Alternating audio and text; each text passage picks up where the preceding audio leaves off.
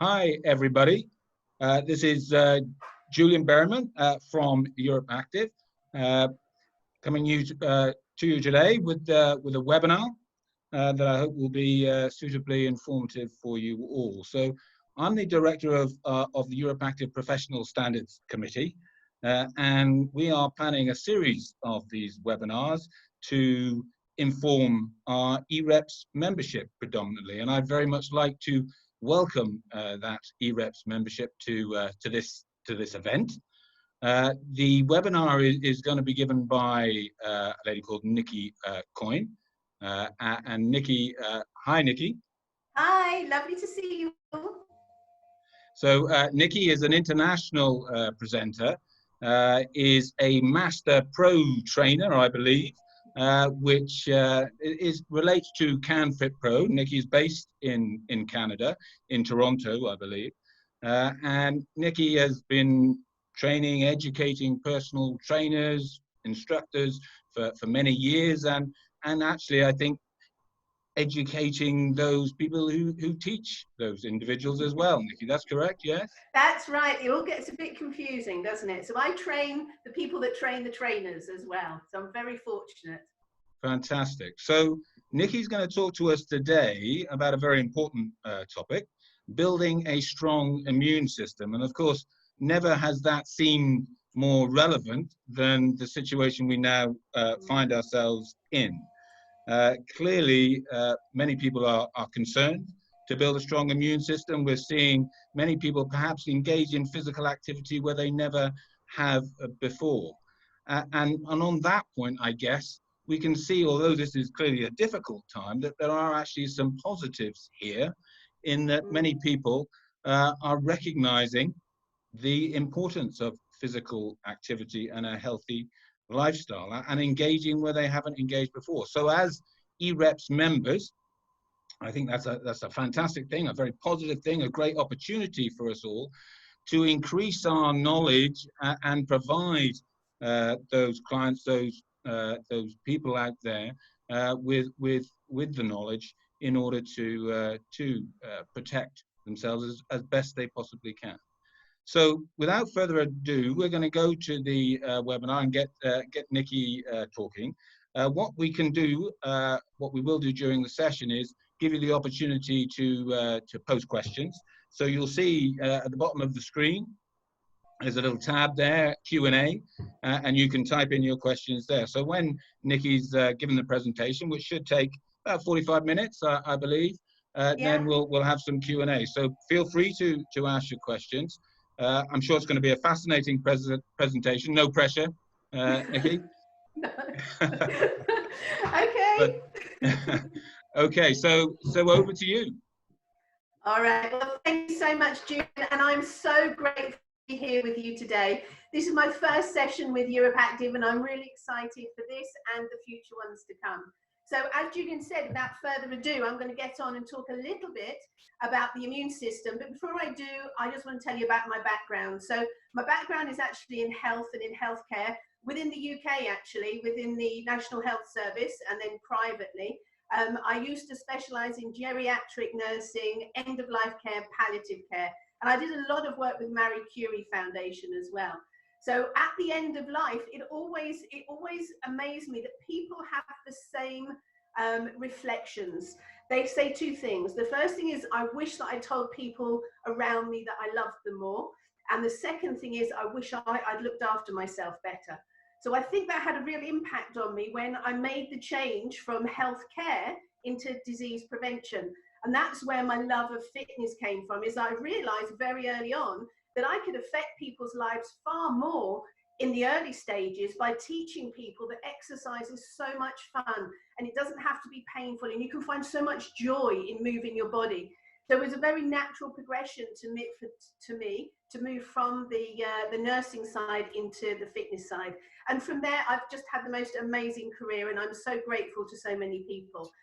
So it's what's led me here. And so with, as Julian said, with everything that's going on at the moment, it made me reflect a little bit on, you know, what can we do as fitness professionals to help people feel more confident going into this pandemic and also be proactive. So we're going to melt all of that together. We're going to melt together the fitness side of it, the mindset side of it, and of course we need to talk a little bit about the nutrition side as well. So that's where I'm coming from. We're going to just lay out a little bit of what the immune system actually is, first of all. So I love this definition, and this was a definition by Cancer Research. And to understand that the immune system is relatively new in the medical profession. It was in the 1980s when HIV came along, and all of a sudden we had this virus that was, you know, killing people. Not so much these days because of the amount of research that's been done into immunology and virology. But it was then that the medical profession and the scientists started looking a little bit more in depth into what the actual immune system did and what formed part of the immune system. So as I said, still relatively new, but this is a definition. So the immune system is a host defense system comprising many biological structures and processes within an organism that protects against disease. Every simple unicellular organism, such as bacteria, possesses a rudimentary immune system. So in the form of enzymes that protect against infections. So if we understand that, we understand that it's not just one thing. Our immune systems are made up of various different things. And I'm just going to outline these. So when we talk about things that we can do to help improve and build a stronger, more robust immune system, that we know what we're talking about. So the first thing, you may not think about it as part of our immune system, but it is your skin. So your skin surrounds us. It's there as our first layer of protection against outside bacteria, viruses, and pathogens. So again, something you might not be aware of, but living on our skin, we have something called microbiome. So microbiome is our own bacteria. So we have that lives on our skin that helps fight off anything that comes into contact with our skin. Then when we think about, obviously, if something penetrates our skin and we get a foreign object that comes inside and it brings in with it bacteria, that's when we then move to that second layer of our immune system. So then we think about bone marrow. So bone marrow, I'm sure most people or most of us as fitness professionals are very aware of, because our bone marrow is where we produce our red blood cells. And our red blood cells and our clients' red blood cells, massively important because we need more red blood cells to carry oxygen. So a byproduct of improving our clients' cardiorespiratory health will be that they actually produce more red blood cells to carry more oxygen, and that happens at the bone marrow. But also we produce white blood cells, and these white blood cells you might hear as another term is corpuscles. You're going to hear me talk about lymphocytes, and lymphocytes are another term that broadly cover these white blood cells. But our white blood cells are there to fight infection, and they are all grown in the bone marrow. The thymus is a very interesting gland. So the thymus gland is situated in the center of your chest behind your sternum. It's very, very active from the minute we're born until late teens. And then it begins to switch off. And it never totally switches off, but it actually can turn into adipose tissue. So it can turn into a little bit of a fatty tissue. And the reason we think it's so active when we are younger is that is when we are inundated with various different viruses and bacteria and pathogens and fungi and goodness only knows what from those early stages. So although we are born with an immune system that we get that's genetics, so it will be really interesting in 2 generations time to look back at the immune system and see how it has developed when it comes to COVID-19, because there will be a blueprint in future generations for COVID-19.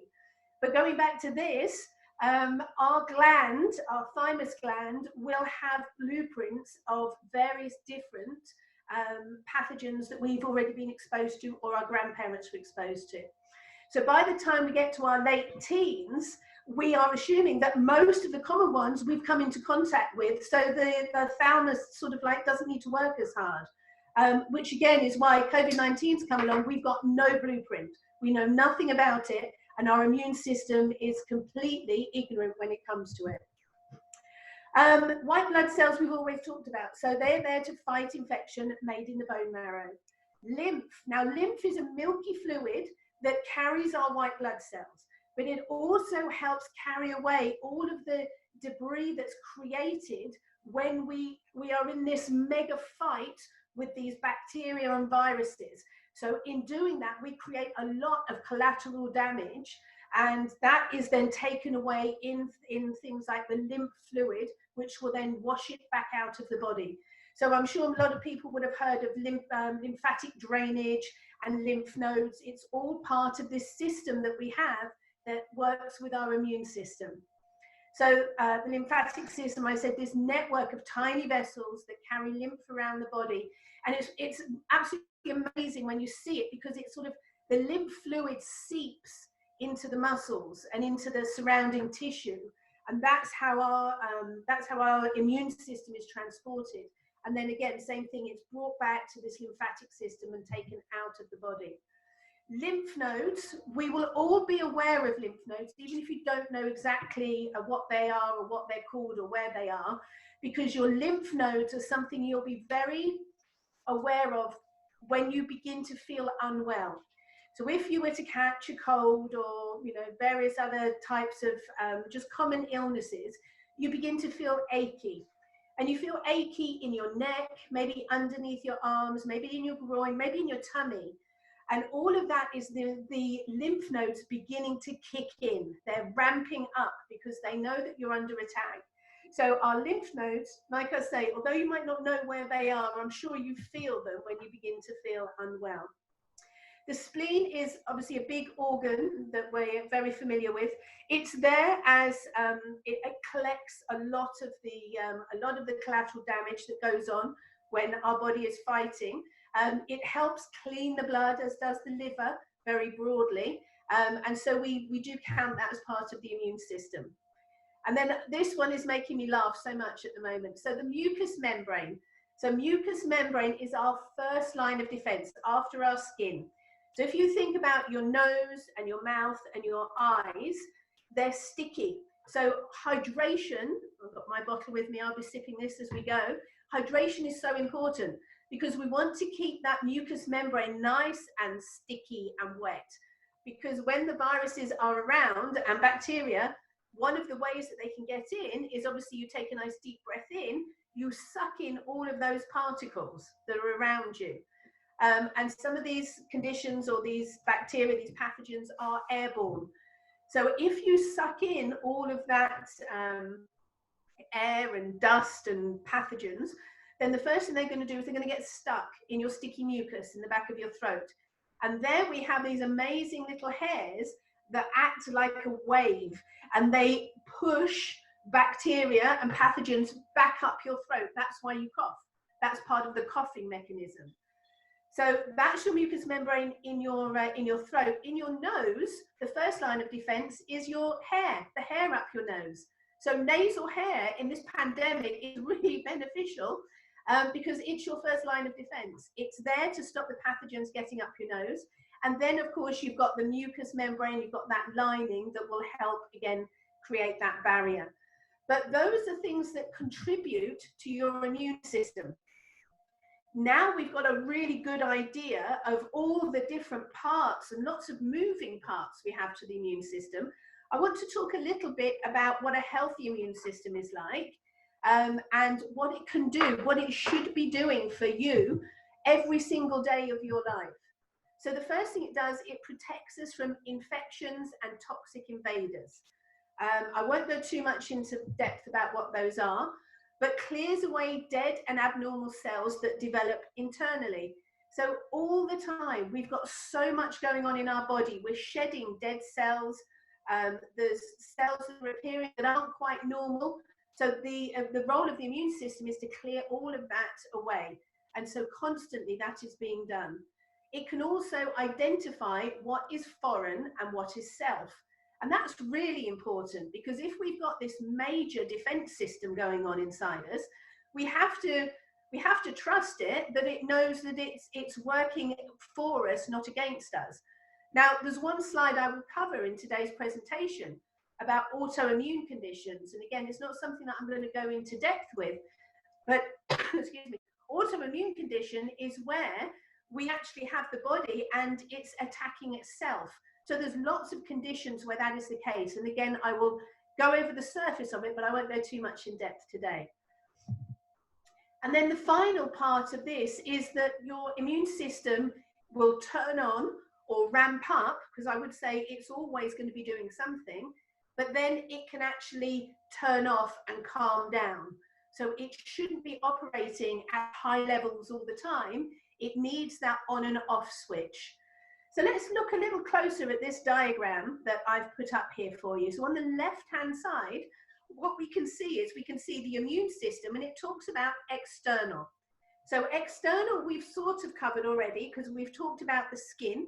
We've talked about that mucous membrane and nasal hair. Remember, nasal hair is your friend. Then if we come down underneath that, we can see that it says internal, and we're talking about that first line of defense. So again, over on that left-hand side again, something called a phagocyte or phagocyte, depends where you come from. So this phagocyte is indicated here like a little Pac-Man. Those of us of a certain age know who Pac-Man is, but he is a character from a video game. And he goes along and he eats up lots of little dots. I can't remember what they were. But these are what your phagocytes are. Your phagocytes right now zipping around your body, and they're gobbling up anything that isn't self, that it doesn't recognize that could be a potential threat. So we call this one, this is the identifier and the exterminator, yeah, because he'll go around and he'll gobble up all of those. So still on that first line of defense, you can see next to him, it says NKC. That stands for natural killer cells. Now, as you can imagine, we want lots of those. Our natural killer cells are hand-to-hand combat. And I did this presentation for a martial arts club at the weekend, and there were we had lots of children on there, so I really had to bring this back down to children and to their love of martial arts. So I have a whole ninja thing in my head right now. So your natural killer cells are your hand-to-hand ninjas, yeah? They are fighting anything that the phagocytes can't deal with. They're going to call in their next line of defense, which are these natural killer cells. So you would think it would be really beneficial to have lots of natural killer cells, and absolutely it is, but they have to be active. They have to be fit and active natural killer cells. So we'll talk a little bit more about that as we go through, but these are the really big boys when it comes to dealing with that first line of defense. So then still working internally, we look at that second line of defense, and these are the white blood cells that I was talking about that are now, we're going to separate them down just very basically today into B cells and T cells. So our B cells, as you can, or T cells, as you can see first there, they are now the infantry. So they are the armies that have got the guns, and we call them in when the first line of defense isn't working. So these T cells receive messages from our phagocytes, from our little Pac-Man, and what they do is they begin to eliminate the enemy from afar. So the natural killer cells are hand to hand, the phagocytes are gobbling up, and now we've got a huge amount of T cells that are there that are now helping to identify the invader and neutralize them. So then we have the B cells, and this is as deep as we're going to go, I promise. So then we've got our B cells. So our B cells are there as the information gatherers. So they're the Royal Engineers. So those of you that know the army, they're the Royal Engineers. They are the ones that are in the background building bridges and coming up with all the solutions. So our B cells will learn how to create a blueprint for this particular invader. So the B cells whiz back up to the thymus, the gland we were talking about. From there, that they pass on the information. The thymus then takes all of that on board, draws out a blueprint, puts the blueprint into the B cells, and the B cells are scooting around. They're identifying this particular invader, and then they are being able to deliver antibodies. So this is where the antibodies will eventually come in for this particular virus, will be via these B cells. So that very basically is how our immune system works. And we can see already that communication is so vital when it comes to all of these different areas working together. So our immune system would look like this. And I just wanted to show a diagram of what we call the army bases.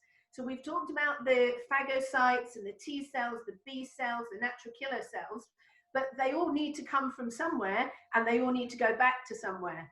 So these are the army bases. So these are where all of the cells I was talking about are created.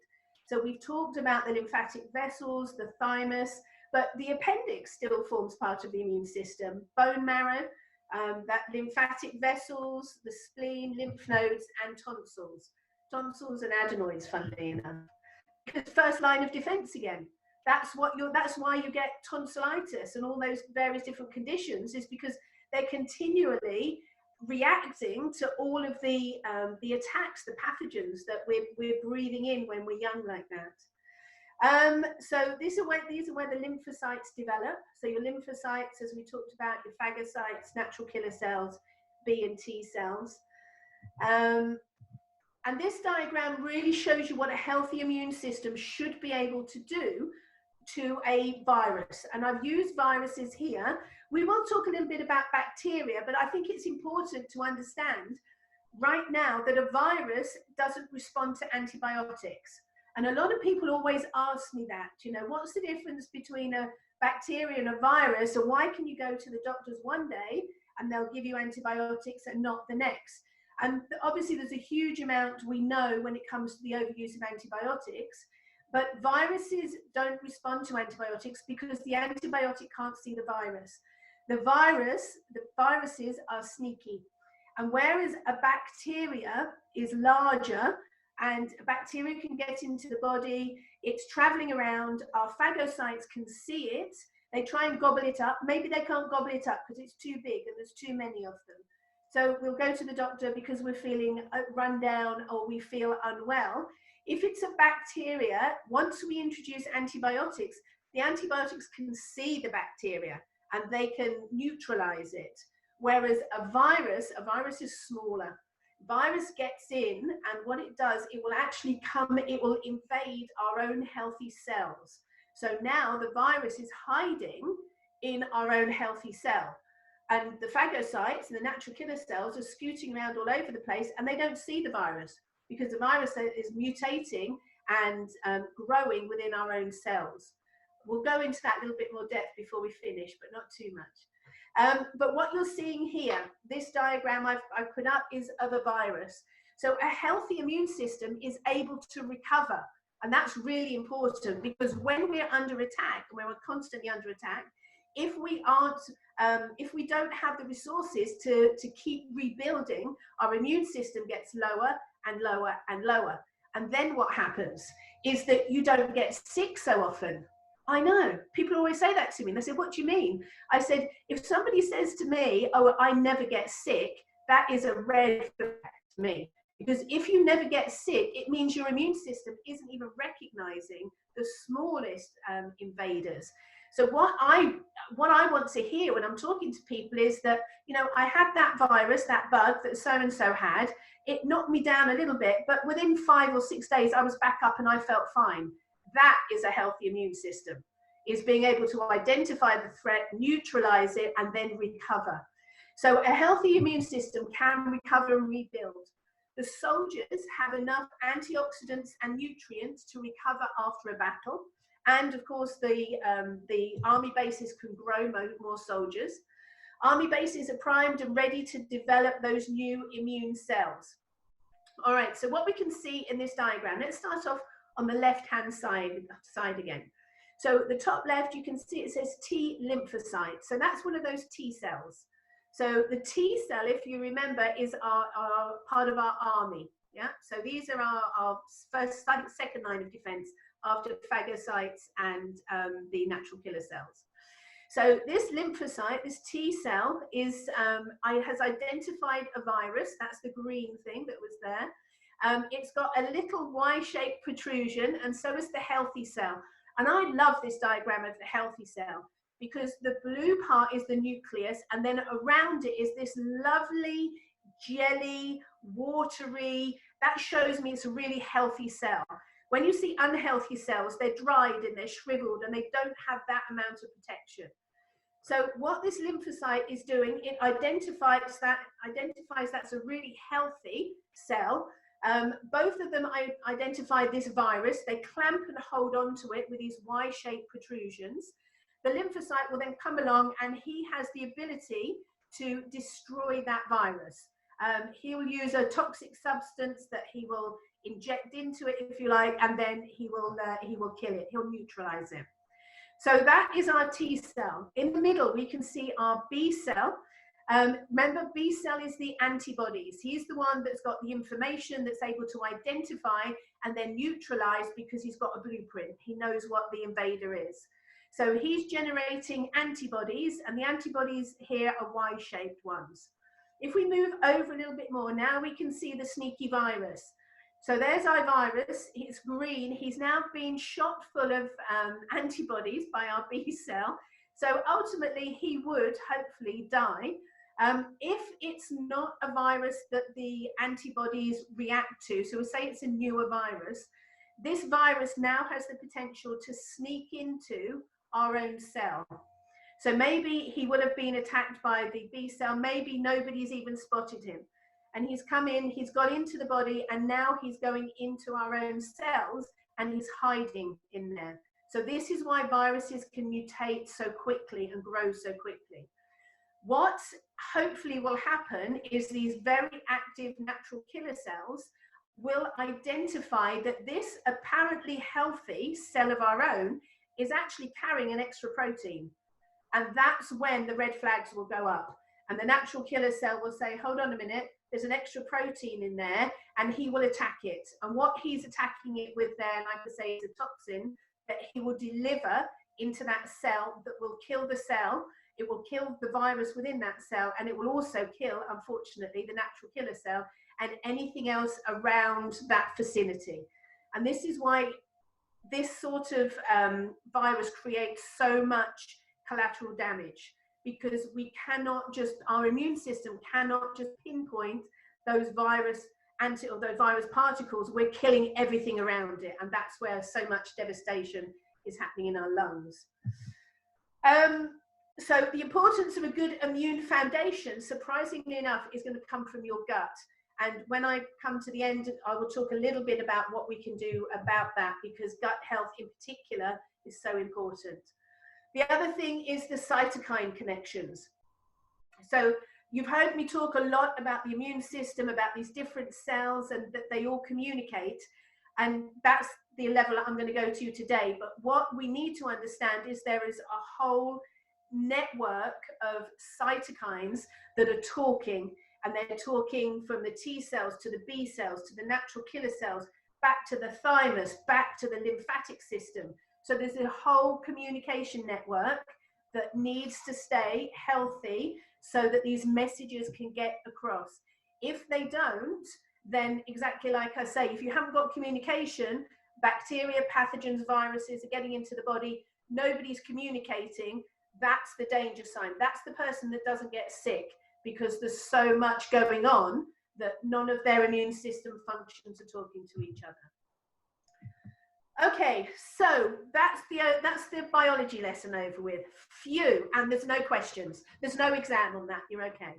So now we're going to talk a little bit about factors that us as fitness professionals can help our clients and our participants with when it comes to factors that affect a healthy immune system. Poor nutrition, I'm going to go over that in literally 2 or 3 minutes. Infection, toxin, trauma, stress, and sleep. So these are all things that we can help people manage. And right now, people are so open to learning more. And exactly like Julian said, it's just absolutely catastrophic what is happening, but there are upsides to it.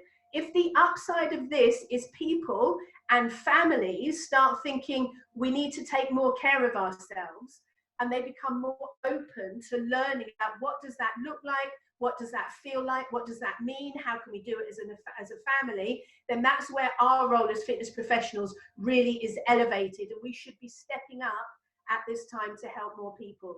So the first thing we'll talk about is poor nutrition, and again, very broadly, because it's not nutrition that I'm talking about today, but we do need to understand that poor nutrition isn't just a bad diet. It's all the things that are lacking in our diet. We could be lacking in one cofactor that would absolutely decimate our immune system. And I work a lot with doctors as well as in the fitness industry, but in the healthcare industry, because thank goodness a lot of this type of work is happening, where exercise is medicine and vice versa. You know, we know that some medicines we need to have within our industry. But one thing that everybody is agreeing on at the moment is a lack of vitamin D is very detrimental to health. So whether you're in the healthcare field or you're in the fitness field, we know that vitamin D is so vital for so many functions. So we should be talking about that sort of thing. So it's not just that poor diet, but if we look at the diet, and this is North American, guys, I'm sorry, because that's the research and the information I have to hand. But in North America, fewer than 1 in 10 North Americans eat enough fruit and vegetables. But what I can relate this back to is that with the World Health Organization, 5 years ago, we were talking about 5 to 7 portions of fruits and vegetables a day. That is now jumped to 7 to 12 portions. Who on earth can eat 12 portions of fruit and vegetables a day? How much money would you be spending, and where on earth would you be storing it, for that matter? So it's getting more and more tricky to get the amount of antioxidant protection we need to feed our little army bases so that we have this healthy immune system and we have these healthy cells. One other thing I'll just talk about when it comes to nutrition, and then we'll move on, is 80% of women and 70% of men consume less than 2/3 of RDA when it comes to micronutrients. So we need to know that RDA is that recommended daily allowance that was brought in after the Second World War, actually during the Second World War. And it was brought in to prevent things like rickets and scabies. It was brought in to prevent disease. It wasn't brought in to promote optimal health. So those are two very different things. So if we're looking at how can we build a stronger immune system, how can we create optimal health, we need way more than this RDA that we look at when we look at food labels. So there is huge amount of value in multivitamins and supplements because you know what you're getting. It's written on a label, there's efficacy tests, and you know there's active ingredients in there. Of course, it comes down to bioavailability. So if what you're taking isn't absorbed, then that's no good.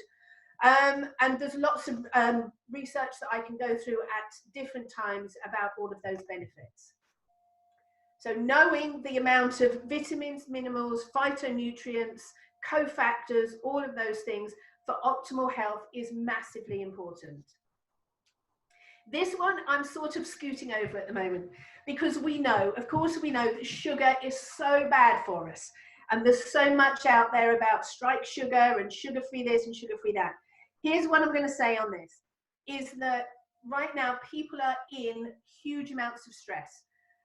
There's so much in the news about people being stuck at home. And we know what people do if they're looking for comfort, they comfort eat. And they don't comfort eat on a carrot or on broccoli or kale, do they?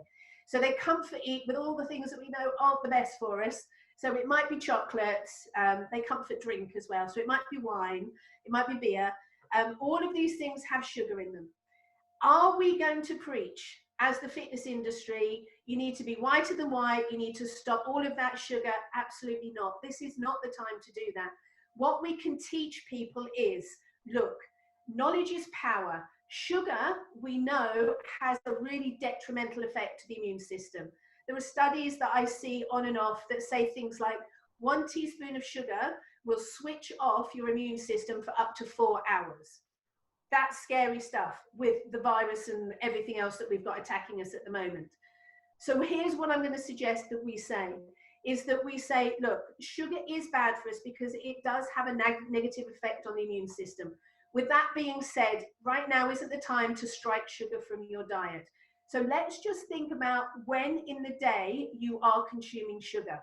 Because what we don't want to happen is we don't want children and we don't want adults starting their day with sugary cereals and sugary juices that immediately shut their immune system off from the minute they wake up. And then, at lunch, in the middle of the afternoon or the middle of the morning, they might have, a donut. And then at lunchtime, they have a healthy salad, but then maybe they have some not so healthy, I don't know, ice cream after it. And then in the afternoon, they have something else. And then in the evening, oh, now I'm going to have my treat. I'm going to have my glass of wine and my dark chocolate. Well, that's no good because you've been consuming sugar all day. So your immune system is down here. Yeah. So what we can do is help people understand that, okay, we understand that you need to have that, and so you should. It should be part of what you're doing. Let's minimize the damage. Let's consume a huge amount of antioxidants before. Have your treat, whether it is that piece of cake, the donut, the wine, the chocolate, and then after it, let's consume more fiber-rich, antioxidant-rich products and food that will help buffer that. So at least we're feeding the immune system so that it's going to respond to the sugar that we put in there. That's what I'm going to say. We shouldn't be saying no sugar right now.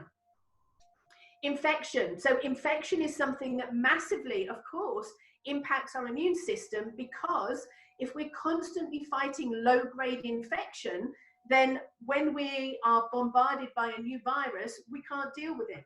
So sepsis right now is life-threatening. And the numbers are through the roof. My background is obviously in the UK, so I take a lot of my research from what's going on in England. But this blew my mind at the beginning of the year. This was in January. The Imperial College London released these figures that were published in the Lancet. So we knew that we've heard things about my mind's gone blank. We've heard things about antibiotic resistant bugs and all of this sort of thing. And these are where these numbers come in, because sepsis is when you get an infection that antibiotics aren't working on. So the deaths in 2014, 2015 were at 11,328. There was an increase of 38.8% in the following period, 2016 to 17, to 15,000. So that is scary, because we know things like the virus that's around at the moment, and I don't want to be so too downy here, but when these deaths are recorded, they can be recorded as a COVID-19 death, or it may be that it was a pneumonia, or maybe it was, something else that was as a result of an infection caused by COVID-19. Because what will happen is the virus we can attack, hopefully, but then it leaves all of this debris in the structure, which is the lungs, and that's where things like chest infections, bronchitis, pleurisy, and all these sort of things are developing. So that's the low-grade infection that is a concern to us at the moment. Again, antioxidants. So it all comes down to what you're putting into your body. The antioxidant helps protect the cells from the free radical damage that's caused by this low-grade infection. Toxins, we can't do too much about this. Again, knowledge is power, so knowing where they are. But in the air that we breathe, the water that we drink, and the food that we eat, all has a toxic load. So being able to reduce the amount of toxicity in the body will help with a healthy immune system. Trauma. So when we talk about trauma and we relate it to the immune system, we're talking about something called ionizing radiation. And this is around us all the time, but it's just very harmful when the levels in the body get too high. So I just give a few examples. So an X-ray we know is harmful, but of course we need to have them done a lot of times for various other reasons. But you've got power, because that antioxidant protection. So if you know you're going for an X-ray, load up on your antioxidants beforehand and then afterwards. Yeah, so we can create this buffer. Flying above 30,000 feet is the equivalent of having a chest X-ray. So there's so many studies being done with people that fly a lot, air crew, pilots, and cancer. Because again, there's stuff that can be done to help reduce the risk of the ionizing radiation. And one of the things, just to take home, I say to everybody is, don't stand in front of your microwave when you're warming up your cup of tea or you're warming up your dinner, yeah, because it's chest height, or wherever your microwave is, it's coming in at your tummy. Stand away from your microwave, because those are these ionizing radiation, the waves that you're getting from your microwave. So that's something we can definitely help with minimizing that stress on the body, on the immune system. Stress as a whole is very bad for our immune system. And which is why right now so many people are worried about finances, about the virus, about, you know, when will everything go back to normal, that alone is suppressing their immune system. So it makes people more susceptible to infections, which is why all of the governing bodies, all of the governments around the world are saying to people, get outside, because we know physical activity and being outside has a really good effect, not only on our stress, but on our mental health. So the stress hormone is corticosteroid, but also we know it as cortisol. And that we know in our industry, people talk about that because it helps, if you've got a huge amount of cortisol, it helps with belly fat. Well, it doesn't help. People store belly fat because it's our fight or flight. We're in famine mode, and we think we don't know when we're going to get food, so we're going to store all this fat around our bellies. And of course, we don't want that. We don't want that in the fitness industry, but in this particular circumstance either, because it's very detrimental to our health. So helping people be able to manage their stress is something we can definitely do. Sleep is really big at the moment, isn't there? So many studies around on sleep, and so many different ideas. What I can tell you when we talk about an immune response and sleep is that, and it's awful for people that work shift work, but our immune system repairs between about 11 o'clock and about 3 o'clock. That is when your immune system is repairing, when those army bases are filling back up with new soldiers. It takes longer for people that work shift work to get that effect, because for some reason, you know, excuse me, when we're sleeping in the middle of the day, our immune system doesn't respond so well to sleep. So definitely we need those 7 to 8 hours, but if you can do it in that early stage between 11 and 2 to 3, that's where the immune system benefits. So we want to make sure we get it, so we get more of those immune fighters out into the lymphatic system. So signs that things may be going wrong. So we've got a really good idea now, hopefully, of what the immune system is. We've got a good idea of factors that negatively impact the immune system. So what are some of the signs? Now, this is, I'm just going to have a quick sip of water. This is where it's very difficult to measure, because our immune system doesn't have any nerve endings. So it's not like something where you can start taking on a new fitness journeys, start working out differently, start differently with your nutrition and say, oh, I feel better. You won't feel better with your immune system. So it's a little trickier. And I've got various different stories from friends and colleagues that I've worked with who have stories, you know, about just not knowing until it's too late that your immune system is compromised. So what we have to think about is what we can do right now. So viruses invade the cells of the host to survive and replicate. And that's right now what makes the COVID-19 so scary, and any of these SARS viruses, but this one in particular, is because what this virus is able to do is enter the body, hide in our own cells for up to 14 days. So for those 14 days, these cells are replicating, they're dividing, they're going into other of our own cells, they're replicating, and then it's not until about 14 days where we get signs and symptoms. So the whole purpose of lockdown has been, let's just lock everybody in their homes so that we can't spread it, because this 14 days, you don't know you've got it. So you're walking around infecting people. So viruses are sneaky in that way. And once inside the cells, the immune system cannot see the virus in the host cell. Maybe we can identify that additional protein, and hopefully that's what's going to happen. That's what will happen with a healthy immune system. If you haven't got a robust immune system, this is going unnoticed, yeah, because you haven't got as many soldiers that are floating around, you haven't got many of those phagocytes. So now this is mutating and mutating. Your T cells are circulating, looking for infections and to kill any of those infected cells. Viruses. So what we need is that robust immune response required after required for clearance. So what I mean by that is that this particular virus and these types of viruses, so the SARS viruses, attack the linings of our lungs, the mucous membranes of our lungs, and funnily enough, our intestine. So that's where this virus likes to go. It goes there, it finds the cells that it relates to, it sneaks inside, and then it begins to magnify. And as it does that, it creates more and more damage. But even more damage is done because our immune system is trying to respond, hopefully. And it's sending natural killer cells.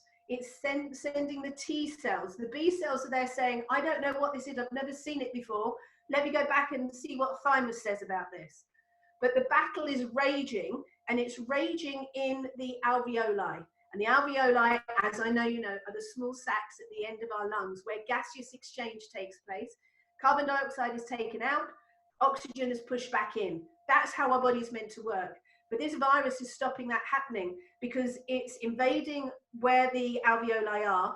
It's then creating a battlefield, and the battlefield is littered and strewn with dead T cells, dead natural killer cells, dead virus cells. But then that's when the infection can set in.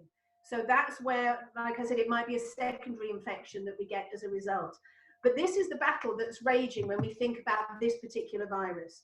So when your immune system fights the virus, collateral damage to your own tissue, which causes many of the symptoms that we're seeing, which is the trouble breathing and why we need to go on a respirator. And luckily enough, they're talking about the, I'm just trying to think what we call them, the breathing systems for people that have sleep apnea, because that forces natural air or forces air into the airways, and that's just enough to let our immune system get a grip on what's going on.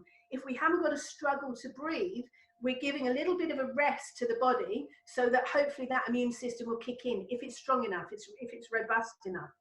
But here, let's just have a look at this last diagram on the immune system. As you can tell, I'm very passionate about it. So what we've got here on the left-hand side is our B cell. So there's our B cell with these beautiful antibodies in that Y shape.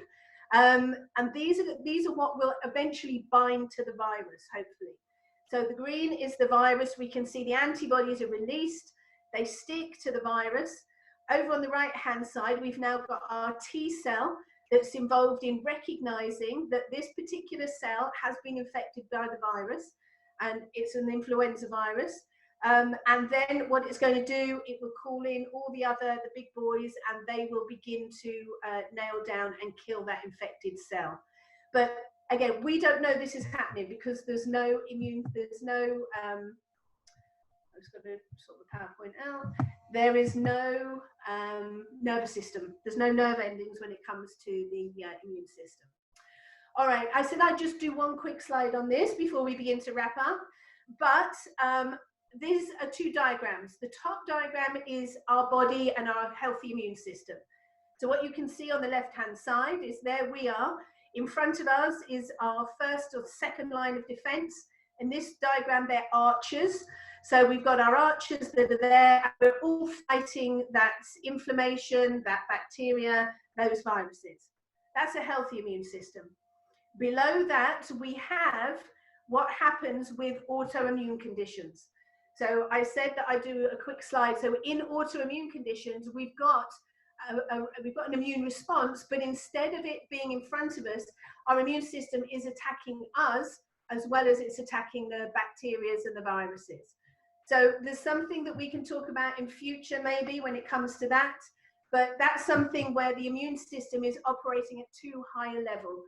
And the treatment for that would be to switch off the immune system totally, which right now is not something, excuse me, something that we want to do because we need our immune system on and operating at a high level. So those are some of the autoimmune disorders and conditions that you may be familiar with. So let's bring it back and start to summarize with what we can do to make a huge difference to what's going on. The first thing we need to think about is helping people work towards optimal health. We don't just want mediocre. We don't want these RDAs. We want people to be optimally healthy. And as we talked about right now, people are very open to hearing from us. So the first thing is physical activity. After that, mindset. We need to help people with their minds. And then nutritional health. So with physical activity, for a stronger immune system, and I'm going to cite some research that was done in 2008. For a stronger immune system, we need to be looking at what World Health Organization recommend, which is 150 minutes of vigorous, 300 minutes of moderate intense activity per week. Now, we can coach our clients and our circle of influence that they can do that in 10-minute chunks. If you just need to get outside and get some fresh air, 10-minute chunks is fine. Ideally, 20 to 30 minutes in steady state would help improve cardiovascular health, but we're talking about immune health here. So let me show you or talk to you about this research. This was research that was done in 2008 at University of Illinois, and it was published in Brain Behavior and Immunity. Now, what they did, they took a group of rats. They separated the rats into 3 groups. There was a group of rats that were sedentary, a group that did moderate activity, and a group that did HIIT training. No, they didn't really. It just, in my mind, when you read the research, it's quite funny because I was thinking, how do you get mice to do that? So I think what they actually did, or rats, what they did was they had a group, the first group they injected with an influenza virus. And that's why this research I find fascinating right now. So they injected them with an influenza virus that could be potentially catastrophic for the rat. So for one group, they were sedentary, so they weren't encouraged to do any activity at all. In that group, 50% of the rats died. In the group of rats that were then encouraged to be vigorously active, let's say that, they were encouraged, they were vigorously active, and they were carrying this influenza virus, 70% of those died. In the rats that were encouraged with moderate intense activity that align with what we're talking about, only 12% died. So I've given myself goosebumps, because what that means is that moderate intense activity right now is what we need to be encouraging everybody to do. So if we relate that back to rates of perceived exertion and we align it with the World Health Organization, we are looking at encouraging people to work for between a range of scale, a modified Borg scale of 1 to 10. We're encouraging people to work at 4 to 6. So guess what? It's comfortable. They can talk. They'll get a little bit hot and sweaty, but it's a really great introduction to getting people more physically active. And if we can encourage people to be outside while they're doing that, even better. So that is the biggest takeaway, I think, for right now, is that we have a massive opportunity to share the fitness love with all these people. All right, resistance training, not so much amazing research around that, but what we do know is that we should be training most major muscle groups at least 3 times a week. That will help, obviously, with people who are doing too much Netflix and chill and seated too long. So encouraging people to do activities for daily living, you know, your squats, your lunges, your push-ups, your planks, all of those sort of things, and lots of pull exercises for opening up the chest. And then flexibility. If we can use this as a way to relieve stress, brilliant. Let's get people into not necessarily so much yoga, but definitely moving through full range of motion, nice and slow and steady, so that we can help them stay nice and flexible when they do start going back to their normal routines. Okay, mindset. Last couple of slides, guys. Thank you for bearing with me. Mindset research just a couple of years ago. We know now that the immune system and mental health are directly connected. And we know that because the signal molecules from the immune system also transmit to the nervous system and vice versa. So you can think about times when you feel nervous about something and you get those butterflies in your tummy, or maybe you get a bit of a rash. That's the body's response to something going on before your brain even knows what it is. So your body is very clever at having these responses without us being able to actually realize what's going on. So if that's happening, if people are constantly anxious, which I'm sure a lot of people are, if they're worried, if we've got depression, that is definitely a cycle that's going round in their immune system. So we know that that's definitely having a detrimental effect.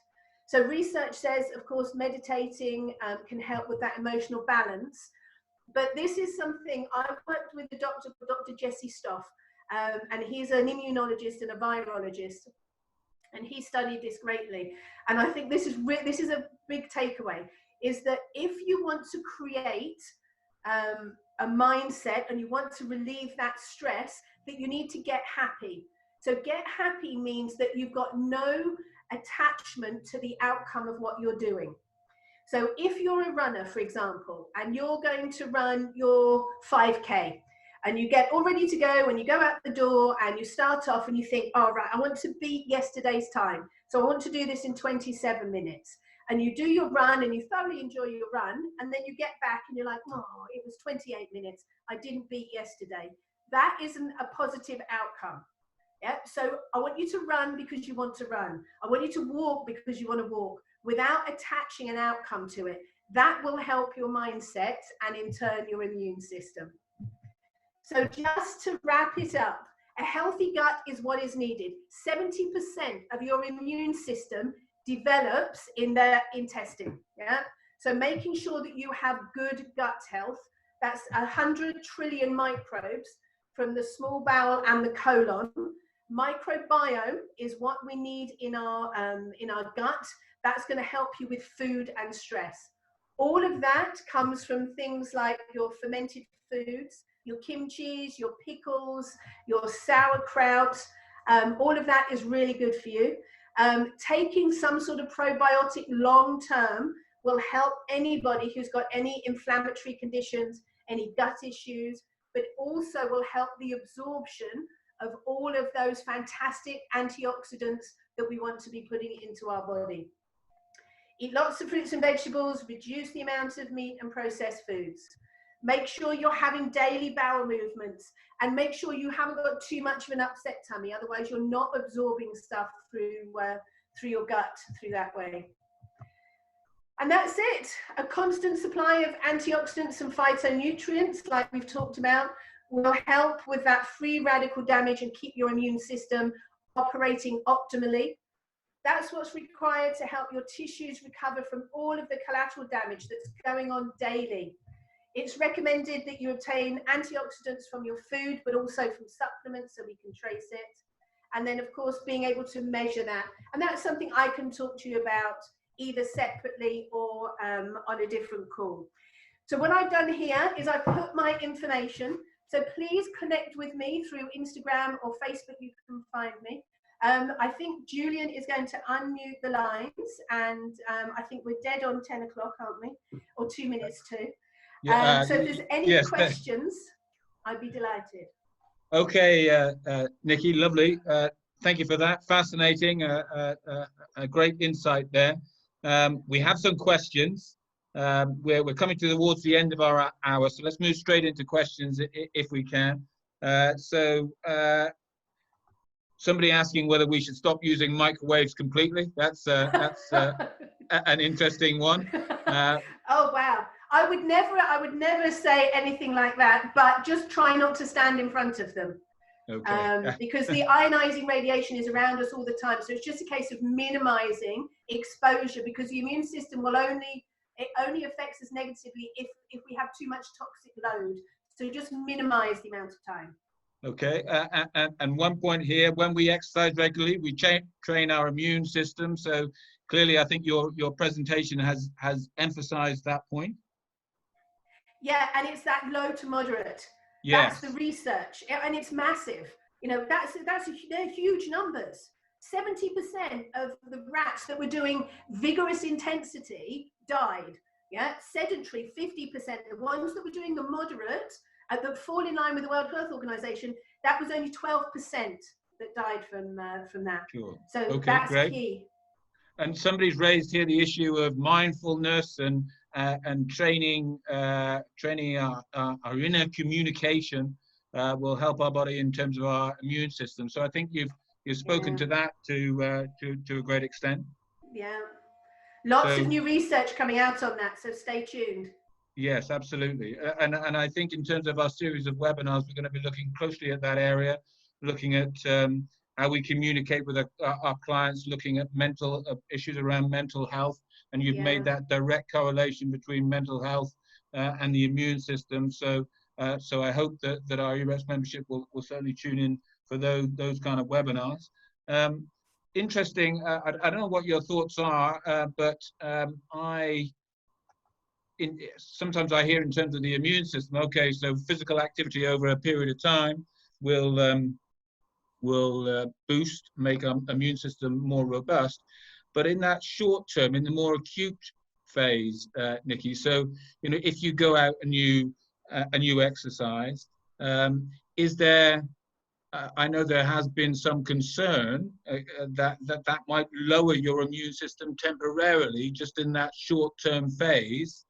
It may have a beneficial effect in the longer term, but in that short-term acute bout of exercise, that there may be a downgrading of the immune system. Do you have any thoughts on that? Absolutely, yeah, because what happens is we create free radical damage. So then the body has to neutralize these free radical molecules that are zipping around all over the body. So that's a long question, but I'll try to make it very quick. So for the purpose of the immune system, it's that low to moderate intensity. For the purpose of building a robust cardiovascular, strong cardio health, we need to do that HIIT training. But we would understand that, yes, we're going to create exactly what you said, we're going to create damage to our immune system, but knowledge is power. So let's have antioxidant protection before and after you do that intense activity. That will help neutralize the damage, the downside to the immune system. But for the general population right now, it's that 20 to 30 minutes, moderate intense activity. Let's get everybody moving. That's going to build their robust immune system. Okay, great advice, Nicky. Yeah, and somebody finally just made the point that, you know, we live in an increasingly sterile environment, and we're encouraged to be constantly cleaning, etc. And that, does this have a negative impact on our immune system? I don't know what your thoughts are there. I've got my grandma's head in my voice, who used to say, you've got to eat a speck of dirt before you die, or something like that. That's out of my my scope. But I would, if you're asking me, I totally agree that we need to build up bacteria, because that's how, if we think, and I can go back to my science brain, because if we think about those B cells and the thymus, we've got to get that information from somewhere. So we're going to get a certain amount of blueprint and information genetically that we're born with, but when there's new viruses and new things, we should be building up our own immune system safely. So I don't know if that answered the question, but maybe it was just I think that's a very tactful, good answer. Okay, Nicky, that's fantastic. I'd like to thank you very much for that presentation. It's a long time to talk without interruption, so well done.